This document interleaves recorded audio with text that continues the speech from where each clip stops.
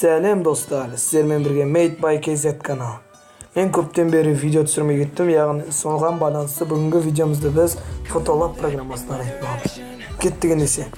Бұл программа жайлы көшетін болсақ, бұл жақсы программалардың бірі, яғни кәдімгі компьютеріміздегі Photoshopқа ұқсайды. Мысалы, категорияға кіріп, любой бір эффектті таңдайық мысалға. Өзіміз қалаған бір эффектті таңдаймыз.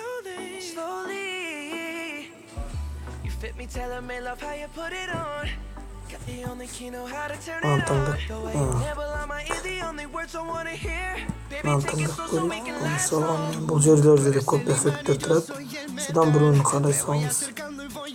Аламыз да өзіміз қалаған суретті таңдаймыз. Напрямға қоямыз.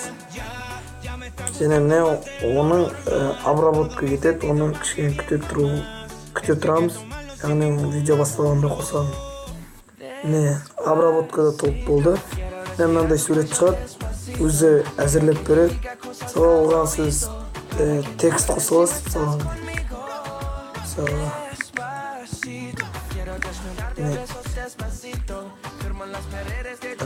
Текст. Оны өзгертіп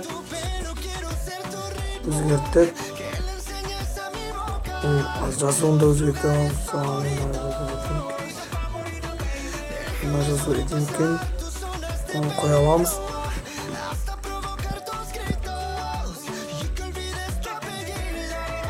Және де оның түсін өзгертіп аламыз. Мысалға оранжевый түске қояйық. Және де оны үстінде скачет етудің, жүктеудің белгісі тұрады. Оны скачет деген сілтемені баса саламыз.